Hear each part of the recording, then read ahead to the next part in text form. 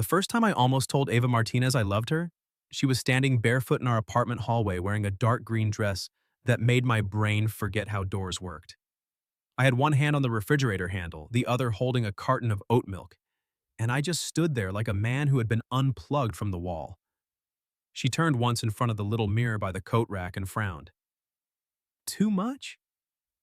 I should have said something casual, something roommate safe like, something like, looks nice, then gone back to pretending I cared about cereal. Instead, I said, you look beautiful. Ava's eyes met mine in the mirror. For 1 second, everything in our apartment went quiet. The humming refrigerator, the traffic outside, the upstairs neighbor's dog doing its nightly tap dance routine. Then she smiled. Not her normal smile, not the one she used when she beat me at Scrabble by inventing words that somehow turned out to be real. This one was slower, smaller, like she'd caught me doing something I'd sworn I wasn't doing. You didn't mean the dress, she said. And just like that, the safest lie in my life cracked right down the middle. My name is Caleb Brooks. I was 31 years old, a freelance graphic designer, and at the time, I had a very strict personal policy against falling in love with women who could hear me trip over laundry baskets at midnight, especially when that woman paid half the rent. Ava had moved into my spare bedroom 8 months earlier after my cousin bailed on our lease to move in with a woman he'd known for 11 days. I had needed a roommate fast. Ava needed a place after her breakup with a man who apparently thought emotional availability was something you ordered separately, like guacamole. A mutual friend connected us. She's quiet, my friend said. That was the first lie. Ava was not quiet. Ava sang badly while making coffee, talked to her plants like they were underperforming employees, and once argued with a parking meter for taking her quarter and giving her nothing but disrespect. She was 29, worked as a pastry chef at a small bakery in Reno, and could make a lemon tart so good it briefly made me believe in organized religion. She also had a way of looking at people that made them confess things. I learned that fast. On her third night living with me, she found me eating cold pizza over the sink at 1 in the morning and asked, "Are you always this glamorous, or is this for my benefit?" I said, "I didn't want to intimidate you too early." She took the slice from my hand, took a bite, and said, "Too late. I'm overwhelmed." That was how it started. Small jokes, shared leftovers, her bakery schedule overlapping with my insomnia. She'd come home smelling like sugar and butter, kick off her shoes, and tell me stories about customers who asked if croissants were supposed to have layers. I'd tell her about clients who wanted logos that were modern but also ancient, and blue but emotionally warmer. Somewhere along the way, we became each other's end-of-day person. Not officially, never out loud. That was the problem. I had rules, good rules, sensible rules. Don't date your roommate. Don't fall for someone still healing from a breakup. Don't confuse domestic comfort with love just because she knows how you take your coffee and once bought the good brand of laundry detergent without being asked. But rules are a lot easier to respect when the person across the hall doesn't come home laughing at midnight with flour on her cheek and say, "Don't look at me like that, Brooks.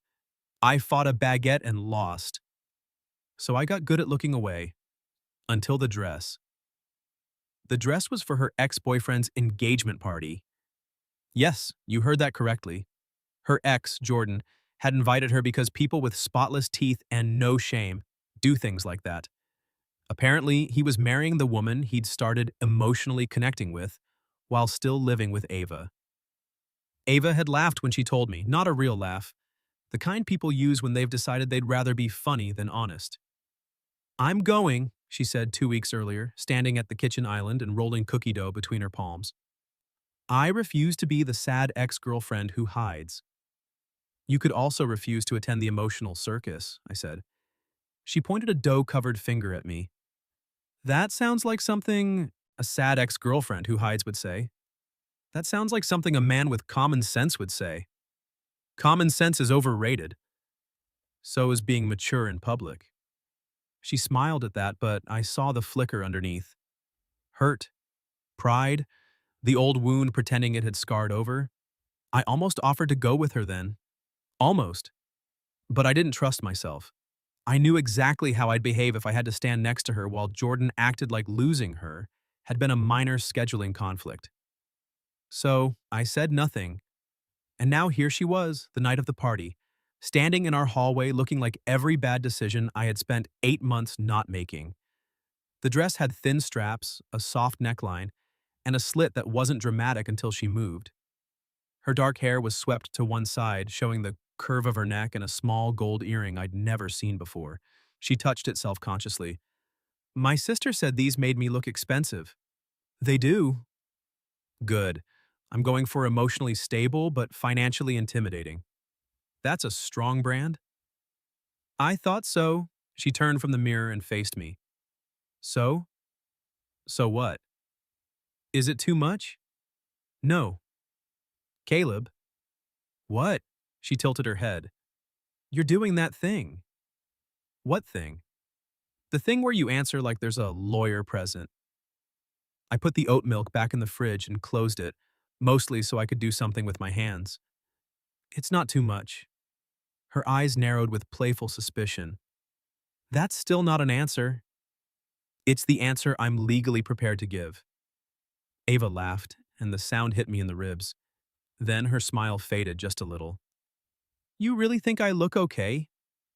There it was, the soft part beneath the armor. I leaned back against the counter and tried to keep my voice steady. Ava, you don't look okay. You look like the kind of woman a man regrets losing for the rest of his life. Her lips parted. I realized too late what I'd said. Not funny, not safe, not roommate approved. The air changed between us. Ava took one slow step towards me, Wosi. The hallway light caught the green of her dress, and for a second she looked less like someone going to a party and more like someone standing at the edge of a question. That was dangerously close to sincere, she said. I've been known to slip. Only with me? I swallowed. Mostly with you. She looked down, smiling like she didn't want to, then back up at me. That was when I said she looked beautiful. And that was when she said, You didn't mean the dress. I could have denied it. I should have denied it. Instead, I looked at her standing 3 feet away from me, wearing perfume that smelled like vanilla and orange peel, looking braver than she felt, and I got tired of being careful. No, I said quietly. I didn't. Her smile disappeared, not in a bad way, in a way that made my heart start acting like it had somewhere urgent to be. Ava stepped closer, close enough that I could see the tiny shimmer at the corner of her eyeshadow, close enough that if I lifted my hand I could touch her waist. You know, I was hoping you'd say that, she whispered. My whole body went still. What? She gave a nervous little laugh and looked toward the front door like it might save her from what she'd just admitted. I tried on 3 dresses. Okay. I came out here because I wanted your opinion. That's normal. No.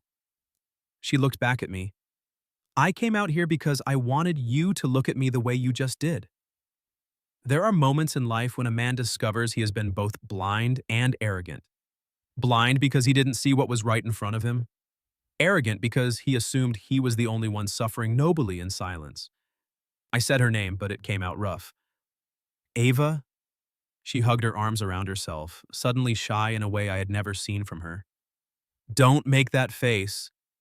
What face? The one where you're about to do the responsible thing. I almost laughed, but it got stuck in my chest. I'm trying very hard not to. Good, she said, because I'm tired of both of us pretending this apartment doesn't feel different when the other one comes home. That sentence landed so deep I couldn't answer right away. Outside, a car passed with music thumping low through the glass. Inside, neither of us moved. Then her phone lit up on the entry table, Jordan. The name sat there like a stain. Ava glanced at it, and the softness in her face tightened. He's downstairs, she said. Of course he was. The man had ruined her peace once already. Apparently he had a gift for timing. She reached for her little black purse, but her hand hesitated halfway there. I watched the battle cross her face. The pride that told her to go, the hurt that told her to run, and something newer that kept her standing in front of me. Then she looked at me. Not like a roommate, not like a friend. Like the next thing I said might change the entire night. Caleb, she said, barely above a whisper, tell me not to open that door. Tell me not to open that door. Ava said it like a dare, like a plea, like she had handed me a match and was waiting to see whether I'd light the fuse or blow it out. Her phone buzzed again on the entry table, Jordan. I didn't look at it this time. I looked at her. If I tell you that, I said, it can't be because he's downstairs. Her brow creased. What does that mean?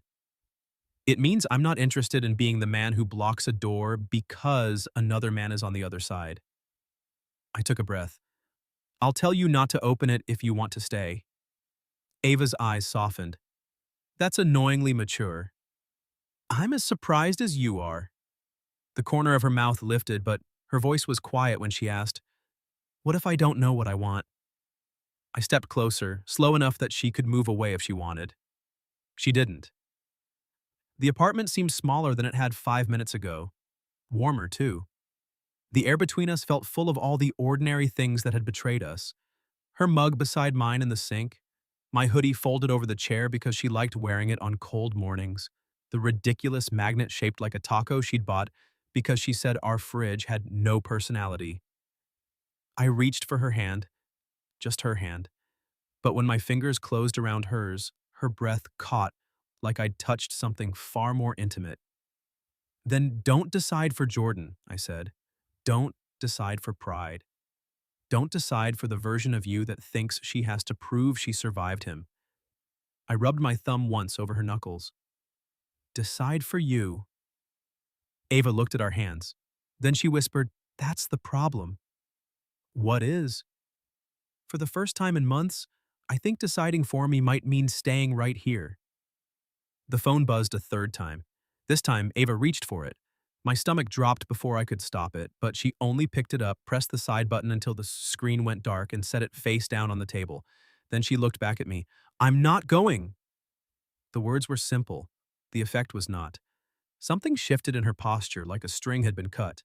Her shoulders lowered, her chin stopped pretending it didn't tremble, and suddenly she wasn't the woman dressed for battle. She was Ava, barefoot in our hallway, brave enough to change her mind. I smiled before I could help it, and do I need to make an official note for the emotional circus? Yes, she lifted her chin. Dear Circus, the sad ex-girlfriend has elected to eat snacks in a superior location. I'll draft it immediately. With legal language? Obviously. Her laugh came out shaky, and I wanted to kiss it steady. That thought must have shown on my face because her smile faded again. Not gone. Just waiting. Caleb, she said. Yeah? If I stay, I don't want to spend the night pretending you didn't just look at me like that. My pulse hammered once. What do you want to do? She took a step closer. I want you to stop being so careful. I stared at her mouth. A terrible mistake. A wonderful mistake. Ava, if I stop being careful, I'm going to kiss you. Her lashes flickered. I know. I mean really kiss you. I was hoping you weren't planning to be mediocre about it. I laughed under my breath, and that was what broke the last of my restraint. I lifted my hand to her cheek. Her skin was warm. So warm that for a second I forgot everything except the fact that she leaned into my palm like she had been waiting for it. Tell me no if… Caleb. What? If you ask for consent one more time, I'm going to develop a complex. You're saying yes? She rose onto her toes, her lips a breath from mine. I'm saying please. So I kissed her. Not like a roommate, not like a friend, like I had been translating every almost touch, every too long glance, every late-night conversation in the kitchen, and finally found the language. Ava made a soft sound against my mouth and gripped the front of my shirt. The kiss started careful despite her complaint because some part of me still knew this mattered too much to rush. But then she kissed me back like she was done with careful too, and the hallway, the party, the phone, the entire city outside our window fell away. My hand found her waist. Her dress was smooth beneath my palm. She was softer than I'd imagined, and I had imagined enough to feel guilty about it. She backed into the wall with a little gasp, pulling me with her. I broke the kiss immediately. Sorry, are you… She caught my face in both hands. If you apologize for kissing me into a wall, I swear I'll move out on principle. That seems extreme. I'm a passionate woman. I'm aware. Her eyes sparkled. Are you? God help me. I kissed her again. This time, she smiled into it, and somehow that was worse. Better. Both. Her fingers slid into my hair, and my hand tightened at her waist before I remembered to breathe like a civilized person. When we finally separated, we stayed close, forehead to forehead, her hands on my chest, my thumb tracing the side seam of that dangerous green dress. For a while, neither of us said anything. Then Ava whispered, I thought I made it up. What? This. She tapped one finger lightly against my sternum. You, me. The way it felt sometimes. You didn't. I told myself you were just kind. I'm not that kind. She laughed softly. I brushed my thumb along her cheek. I told myself you needed a friend. I did. I know. But not only a friend, she said. There it was again. That brave honesty. The thing I loved most about her, even when it scared me. I wanted to be more, I admitted, for a while. How long is a while? I considered lying to preserve what remained of my dignity. Then I looked at her mouth and decided dignity was overrated. Since you stole pizza from me over the sink. Ava blinked. Then she burst out laughing. That was my third night here. I'm aware. You've been emotionally compromised for 8 months? I prefer quietly doomed. She laughed harder, tipping forward until her forehead landed against my chest. I wrapped my arms around her because I could now. Because she let me. Because she fit there with a terrifying ease. After a moment, her laughter faded. Her voice came muffled against my shirt. I don't want to mess this up. The fear in her words sobered me. I held her a little tighter. Neither do I. We live together. I noticed. If this goes badly, then we handle it like adults. She lifted her head. Have you met us? Fair point. We handle it like semi-functional adults with access to takeout. That earned me a smile, but it didn't erase the worry. I tucked a strand of hair behind her ear. We don't have to decide everything tonight. We don't have to label it before midnight, but I don't want to pretend tomorrow that this didn't happen. Her eyes searched mine. You mean that? Yes. Because I can do slow, she said. I can do careful. I just can't do confused on purpose. The sentence hit me squarely. I bent and kissed her once, soft and certain. Then we won't. Ava exhaled like she had been holding that breath for months. Then her stomach growled. Loudly. We both looked down. She closed her eyes. That was not romantic. I disagree. Very human. Very vulnerable. I skipped dinner because of the dress. The dress is officially my enemy. She smirked. You didn't seem hostile toward it earlier. I have complicated feelings. I offered my hand. Stay in the dress. I'll make grilled cheese. Her eyes lit. Is that your seduction strategy? It has worked on exactly no one before tonight. Lucky for you, I'm vulnerable to melted cheddar. So we went to the kitchen hand in hand, like crossing that 10-foot stretch of apartment was a first date. Ava sat on the counter while I buttered bread. Her bare foot brushed my thigh once. Maybe by accident, maybe not. When I looked at her, she smiled. You're blushing, Brooks. I'm standing near a stove. That isn't on yet. Technicalities. She laughed and I leaned over to kiss her again because now I could. And because she looked at me like she wanted me to. Halfway through burning the first sandwich, her phone lit up again in the hallway. Neither of us moved. Ava looked toward it, then back at me. Let it ring, she said. So I did. And when the apartment filled with silence again, I kissed her in the kitchen, tasting butter and nerves, and the beginning of something we could no longer pretend was ordinary. By midnight, Ava was still in the green dress. I had burned 2 grilled cheese sandwiches, and our first date had somehow happened at our own kitchen island. I'm just saying, she said, picking a blackened corner off her bread. For a man who claims to be seducing me with cheddar, you have a reckless relationship with heat. I was distracted. By what? I gave her a look. Ava smiled into her sandwich. Oh, right. My devastating beauty. Your foot was on my leg? It slipped. 3 times? I have slippery feet. That's your defense? It's late, and I'm hungry. My legal team is asleep. She sat on the counter with her knees angled toward me, bare toes brushing the cabinet door. I stood between her and the stove, close enough that every time she laughed, I wanted to lean in and catch it with my mouth. So sometimes I did. That was the strangest part. Not kissing Ava. That felt terrifyingly natural. The strange part was permission. For 8 months, wanting her had been something I folded away. Now she'd take a bite of grilled cheese, glance at me, and I could step closer. I could touch her knee. I could kiss the corner of her mouth where a crumb had landed. The first time I did, she went still. Then she whispered, "You missed one." "There's another crumb?" "No." I kissed her properly after that, slowly. She set the plate aside and hooked one finger in the waistband of my jeans, tugging me closer. My hands settled on the counter on either side of her hips, caging her in without touching too much, because if I touched too much, I wasn't sure my brain would remain useful. Ava noticed. Of course she did. "You're doing the responsible face again," she murmured against my lips. "I only have one face?"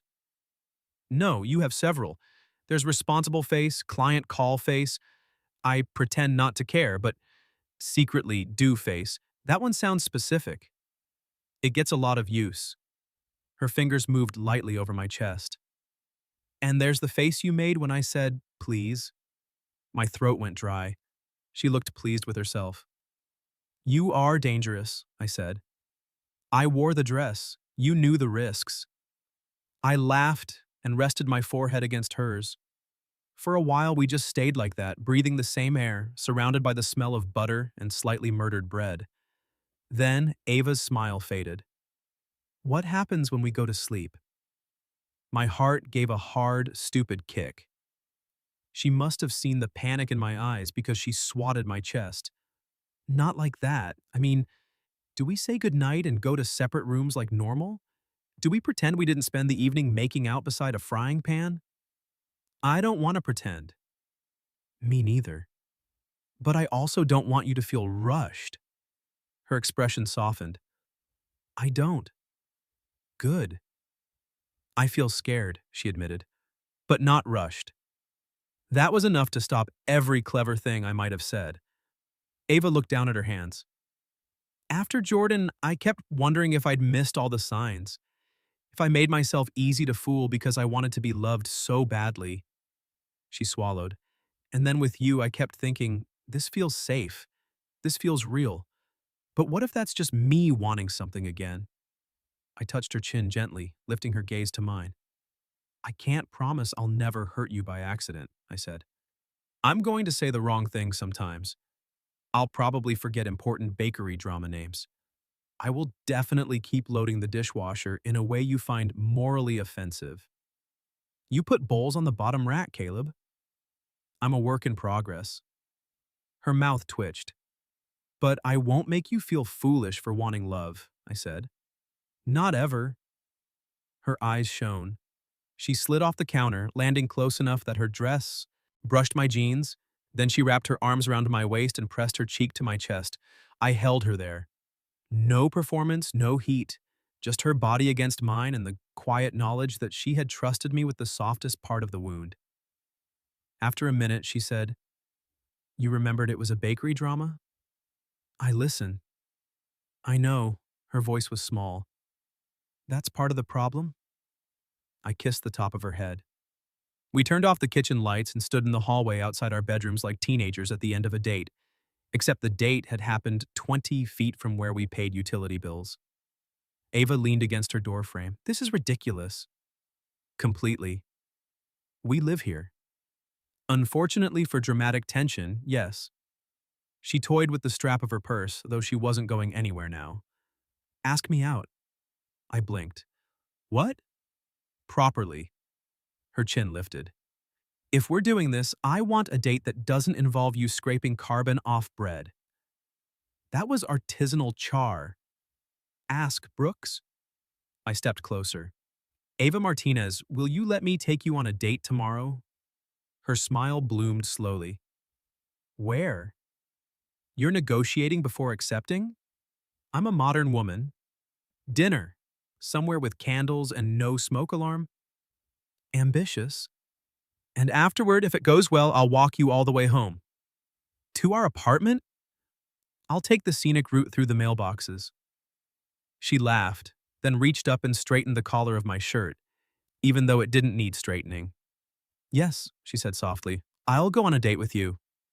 It felt absurd how happy that made me. I bent to kiss her goodnight, intending one brief, responsible kiss. Ava had other ideas. She caught my shirt and pulled me down until my back hit the opposite wall with a quiet thud. Then she kissed me like she had been polite all night and was done with it. My hands found her waist again. Hers slid into my hair. The green dress whispered between us, and every sensible thought I owned packed a bag and left town. When she finally pulled back, her breathing wasn't steady. Neither was mine. That, she said, was for the burned sandwich. I feel rewarded for failure. Don't build a philosophy around it. She slipped into her room with one last smile, then closed the door. I stood in the hallway staring at the wood like an idiot. From the other side, she called, "Good night, Caleb." I smiled. "Good night, Ava." I slept badly. Not because I was worried, because I was happy in a way that made sleep seem like a waste of perfectly good consciousness. The next morning, I found Ava in the kitchen wearing my gray hoodie over pajama shorts, her hair piled messily on top of her head. She was making coffee and humming off key. The sight did something devastating to me. Yesterday, it would have been domestic torture. Today, it felt like a promise. She looked over her shoulder. "Morning date." "Morning roommate." Her eyes narrowed. "Try again." I crossed the kitchen, stopped beside her, and touched her waist. "Morning, Ava." "Better." I kissed her cheek. She turned her face at the last second, catching my mouth instead. Coffee sputtered in the machine beside us. "Careful," I murmured. "We're near hot liquids." "I live dangerously." "You have slippery feet. We established this." She laughed and handed me a mug. We drank coffee standing shoulder to shoulder, her hip leaning against mine. It was simple, almost painfully simple, and maybe that was why it felt bigger than the kisses. Because this was morning. This was after. This was choosing it again in daylight. Ava glanced at me over her mug. I should probably text Jordan. My body tensed before I could stop it. She noticed and nudged me with her elbow. Not for permission, for closure. "What are you going to say?" "That I'm sorry for not coming, but I'm not available for old performances anymore." I smiled. "That's good." "And then I'm blocking him for the day because I have a date with a man who owes me unburned dinner." "For the day?" She shrugged, playful but firm. "Maybe longer. Depends how good the candles are." She typed the message at the counter while I stood beside her, not touching, not hovering. When she sent it, she set the phone down and exhaled. Then she reached for my hand. I gave it to her. "Okay," she said, squeezing once while saying, "Now distract me." I lifted our joined hands and kissed her knuckles. "I can do that." Her phone buzzed before I could say anything else. Once, then again, then again. Ava looked down. Her smile disappeared. I didn't ask to see it. She showed me anyway. Jordan had sent 4 words. "You're making a mistake." Ava stared at the screen, then slowly looked at me. For one heartbeat, the old hurt flashed across her face. Then she turned the phone over, stepped into my arms, and pressed her forehead to my chest. "I'm not," she whispered. I wrapped myself around her. "No," I said, kissing her hair. "You're not." Ava stayed in my arms for a long time, not shaking, not crying, just quiet in a way that told me she was putting something down she had carried too far. I rested my chin lightly on her hair. "Do you want to talk about it?" "No." "Do you want me to insult him creatively?" A small laugh moved against my chest. "Maybe later. I've been saving material." I know, you mutter things when you think I can't hear. That's because your ex has a very mutterable face. She tipped her head back and looked up at me. Mutterable? I stand by it. Her smile came back slowly. Then she reached behind her without looking, grabbed her phone, and powered it off. There, she said. Closure can sit in the dark for a while. I brushed my thumb along her jaw. How do you feel? Like I want tonight to be ours. Her eyes searched mine. Not a reaction to him. Not a reward for surviving something. Ours. That was the moment I understood something important. If I wanted Ava, I couldn't just be the man who appeared when someone hurt her. I had to be the man who chose her when the room was peaceful too. So I kissed her. Not to distract her, not to comfort her, because it was morning and she was standing in my hoodie with coffee on her breath and courage in her eyes, and I wanted her so badly it made my hands careful. When I pulled back, I said, "Tonight is ours." Her gaze dropped to my mouth. Good. Also, I'm going to need several hours to become dateable. You own one nice shirt. I own two. One is nice, one is ambitious. Cruel. Honest. By 7 that evening, I was wearing the nice shirt. Ava noticed immediately. She stood in the hallway in black jeans, ankle boots, and a cream sweater that slipped off one shoulder, like it had been designed by someone personally invested in my downfall. Her hair was loose this time. Her lipstick was soft red. No armor, no green dress for battle, just Ava. I forgot my keys in my hand. She gave me a slow once-over. The shirt survived. You sound surprised. I'm proud. It's different. You look. I paused. Her brows rose. Careful, Brooks. I stepped close enough to catch the vanilla scent of her shampoo.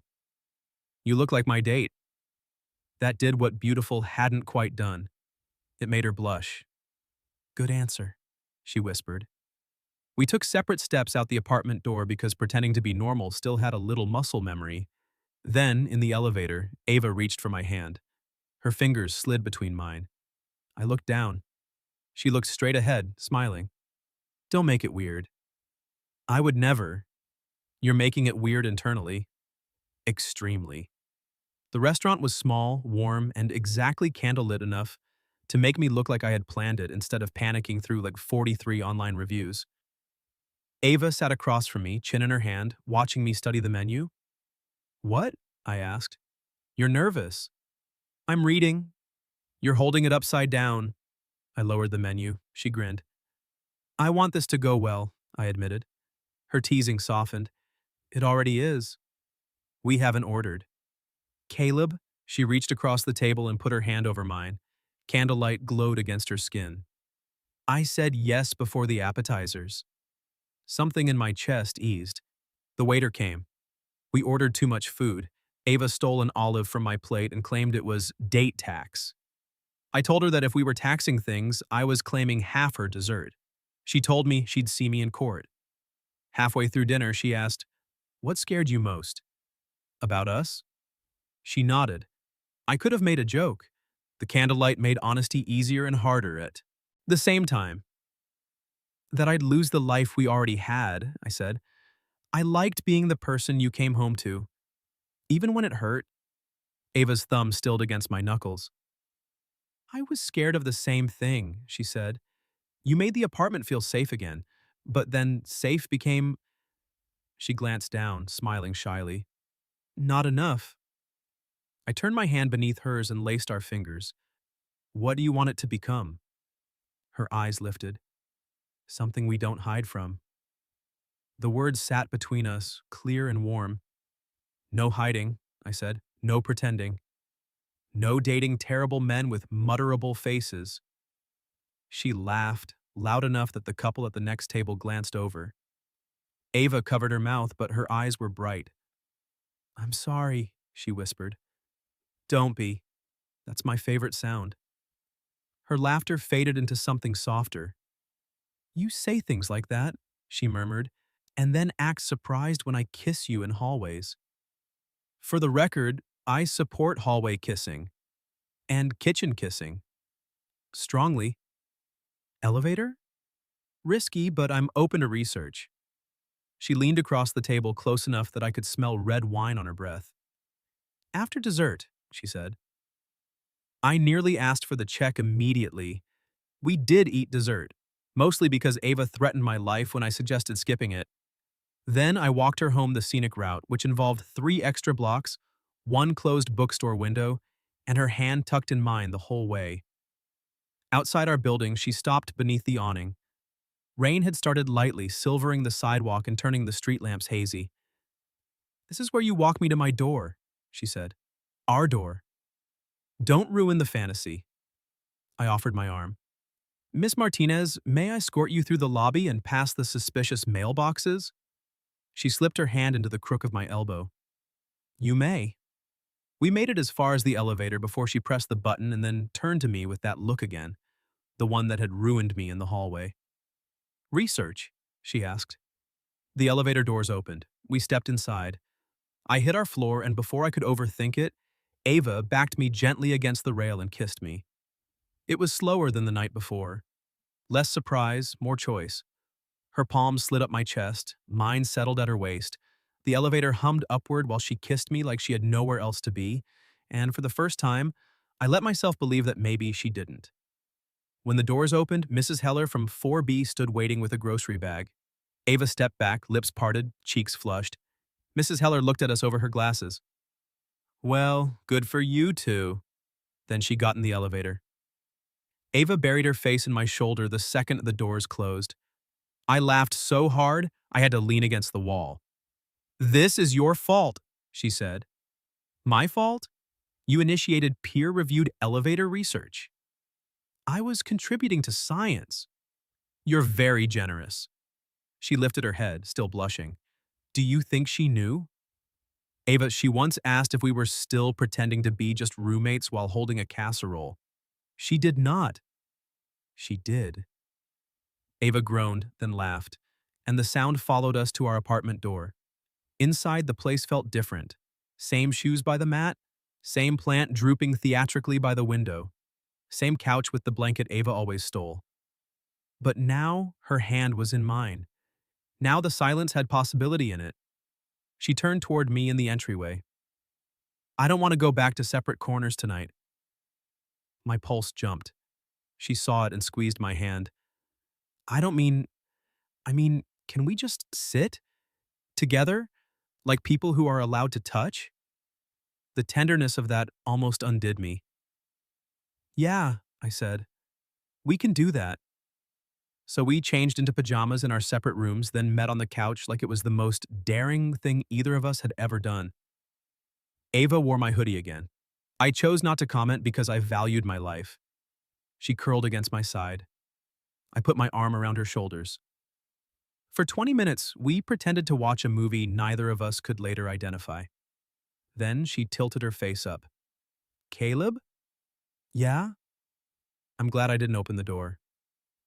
I looked down at her, at the woman who had chosen to stay, chosen to kiss me, chosen to turn one ordinary apartment into the beginning of something.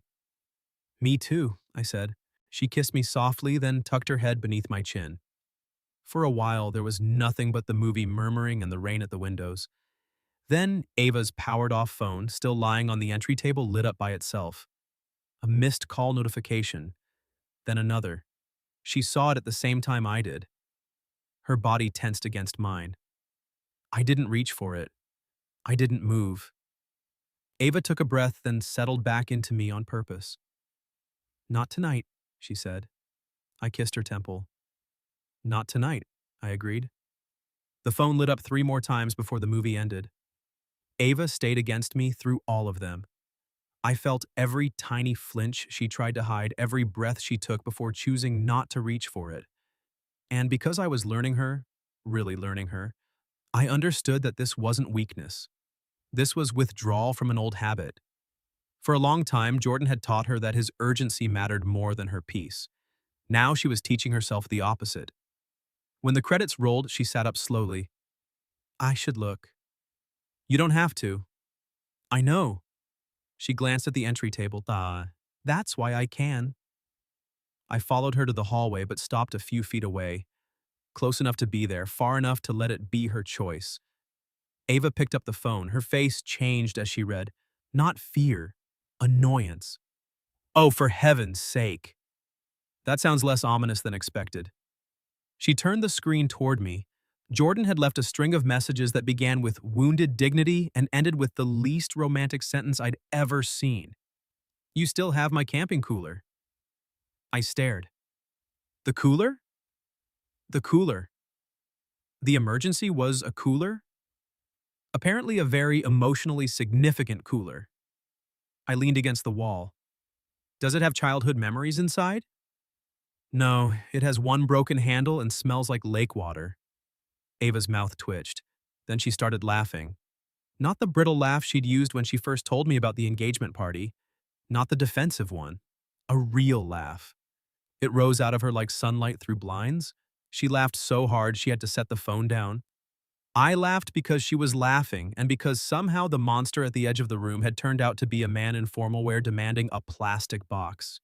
When she finally caught her breath, she wiped beneath one eye. I gave that cooler to my cousin in May.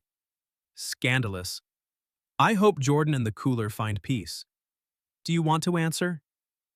She looked at the phone for a long moment. Then she picked it up, typed, and showed me before sending. I don't have it. Please don't contact me again unless it's truly necessary. I'm moving forward and I wish you well. I read it twice. That's generous, I said. It's for me, not him. Then she sent it. A second later, she blocked his number. The apartment didn't change. No thunder, no choir, no dramatic shift in the lighting. But Ava did. She set the phone down, turned to me, and slipped her arms around my neck. I feel lighter, she whispered. I held her waist. Good. And a little ridiculous. Also good. And very aware that we still have half a date night movie to ignore. I smiled. Is that an invitation? It's a warning. She kissed me before I could answer. There was relief in it, but not only relief. There was choice. Heat. Her fingers at the back of my neck, my hands at her hips. The quiet, astonishing fact that no one was waiting downstairs, no old story was pulling her away, and no door needed opening except the one between what we had been and what we were becoming. We went back to the couch. This time, we didn't pretend to watch anything. We talked until 2 in the morning, about boundaries and rent, and what would happen if we fought, about how neither of us wanted to rush just because we already knew which cabinet held the coffee filters. Ava admitted she was afraid people would think she had just replaced one man with another. I told her anyone who thought that didn't know her. She touched my cheek and said, "You make it very difficult to be cynical." I apologize. No, you don't. No, I don't. She smiled, then grew serious. I'm choosing this, Caleb. Not because you're convenient. Not because you're here. Because you're you. That ruined me a little, so I told her the truth I'd been carrying since the green dress split my life into before and after. I'm in love with you. Her eyes filled instantly. I panicked. Too soon? No, she shook her head, laughing through the tears. Terrible timing. Very you. I can take it back temporarily. Don't you dare. She climbed into my lap like she had every right to be there, and maybe she did. Her hands framed my face, soft and trembling. I'm in love with you too, she said. I think I have been for a while. I was just scared to name it. Since the pizza? Absolutely not. You were eating over the sink like a raccoon. A handsome raccoon? A concerning raccoon. I laughed, and she kissed me quiet. That night, we fell asleep on the couch tangled under one blanket, her head over my heart and my hand resting on her back. I woke once before dawn to the blue hush of the apartment and the weight of her beside me. For the first time in years, home didn't feel like a place I kept tidy for survival. It felt like a person breathing softly against me. By the following spring, Ava and I had become terrible at pretending we were only roommates. Mrs. Heller from 4B brought us another casserole and said, "For the happy couple," then winked so aggressively I worried about her eye. Ava took over half my closet one sweater at a time and claimed it was natural migration. I learned not to put bowls on the bottom rack. She learned that my client call face did not mean I was mad, only that someone had asked for a logo that felt more whispery. We still moved slowly in the ways that mattered. She kept her room for a while, then one night, after a long shift at the bakery, she stood in my doorway wearing fuzzy socks and my gray hoodie and said, "This is stupid." "What is?" "Having two beds when I only want to sleep in one." I lifted the blanket. She climbed in. No grand speech, no dramatic music, just her cold toes finding my leg and my heart doing that foolish, loyal thing it did whenever she chose me. A year after the green dress, I came home to find Ava standing barefoot in the hallway again. Different dress this time. Soft blue, summer light, her hair pinned up badly because she had no patience for pins. She turned in front of the mirror. "Too much?" I set down my keys. "Some moments return to you, but kinder." I walked to her slowly. She watched me in the mirror, already smiling. "You look beautiful," I said. Her eyes warmed. "You didn't mean the dress." "No," I said, wrapping my arms around her from behind. "I never do." She leaned back against me, laughing softly, and our reflection looked nothing like an accident. It looked like the life we had built from one honest sentence, one unopened door, one burned sandwich, and the courage to stop pretending. Outside, the city kept moving. Inside, Ava took my hand and held it against her heart. And this time, neither of us looked away. What would you have done if your roommate walked out in that dress, asked if it was too much, and you realized your answer wasn't about the dress at all? Have you ever experienced something like that where one honest moment changed a relationship? Tell me your story in the comments. If you like this one, leave a like, subscribe, and I'll see you in the next video.